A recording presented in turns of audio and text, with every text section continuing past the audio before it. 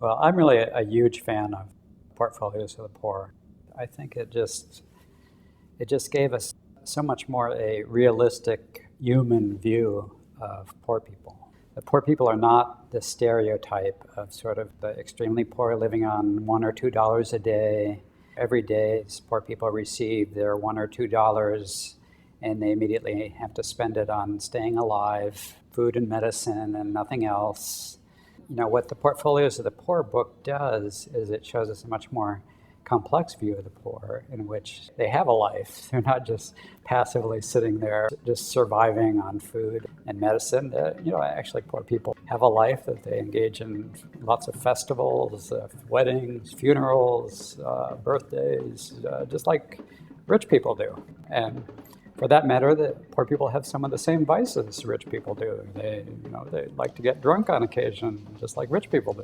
First of all, the book just created this image of the poor that was much more realistic and much more human than this sort of passive victimology that is so prevalent in the aid industry. That we just see the poor as these sort of helpless, passive victims just barely staying alive. Instead, we see in Portfolios of the Poor these very resourceful people juggling many different sources of income, of credit, of savings and loans and paying back loans, and just juggling all of them at once to get through their lives, attaining their objectives, which include, not only staying alive, but also having a life.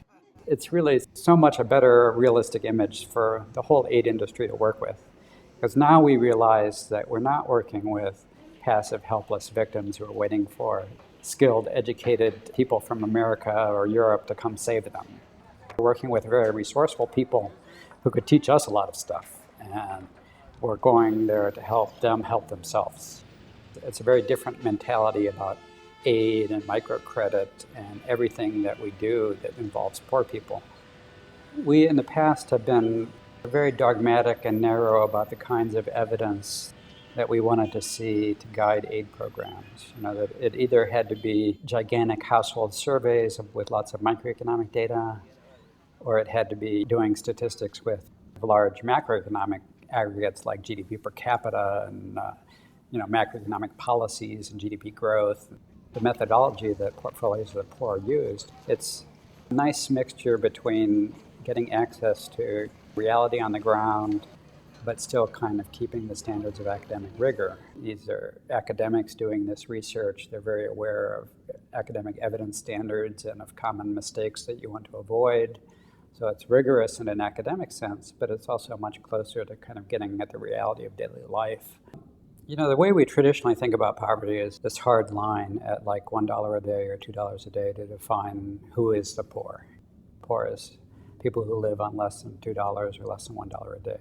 And the kind of mental image that people have with that is that people have the same income every day. That's their income. A dollar magically arrives at the household every day. And of course, it would not require much thought to think that that's probably implausible, but the detailed research behind the Portfolios of the Poor really showed just how wildly implausible it is. That in fact, there's gigantic fluctuations in incomes and outflows and inflows of cash. And then even defining what income is extremely complicated when you're talking with people who have cash flowing in from 5 different sources and cash flowing out to 5 other sources, 5 other destinations. How do you define income? And I think what that opens up to us is more complex understanding of poverty. The idea of drawing a hard line on which one side was the poor and the other side was the non-poor was always a little bit ridiculous when you thought about it. But I think the Portfolios of the Poor made even more dramatic how infeasible and simplistic is such a hard line to define poverty. We really should be looking at a much wider range of low incomes and recognizing just how much low income is fluctuating, to be talking about the people who are materially deprived. That's a much richer concept than just this kind of rigid, simplistic, mechanical, permanent $1 or $2 a day line. After Portfolios of the Poor, I don't think any poverty line can ever be seen again in the same way that it was seen in the simplistic past. Portfolios of the Poor, by stressing how much cash flows for the poor are very volatile, I think really puts front and center the whole idea that Poor people desperately need mechanisms by which they can smooth their consumption over time. What it simply means is that at some point in time, because of the picture that Portfolios of the Poor paints of kind of this extremely volatile inflow and outflow of cash, there are going to be some times of acute scarcity in which people might be stuck with a very desperate crisis and be unable to cope with it in terms of treating a sick child or keeping a child in school, being able to afford the uniform or the textbook or the school fee. I think Portfolios of the Poor has kind of shifted our thinking away from just thinking about the level of income to also think about the volatility of income.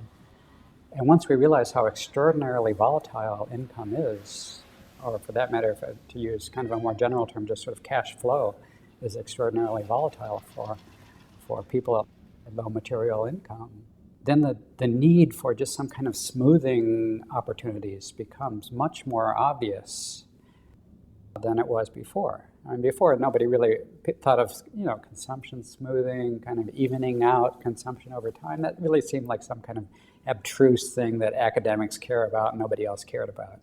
I think that is no longer viable after Portfolios of the Poor. We really see that it's really incredibly important. Being able to access sort of emergency cash flows in times of crisis, and then correspondingly sort of in better times, be able to access some kind of micro savings instrument to park some reserves that they can draw on later in terms of crisis. Both of these things are extremely important. Both having a place to park money during good times and having a place to get money during bad times. We now realize this is really something of the first order importance.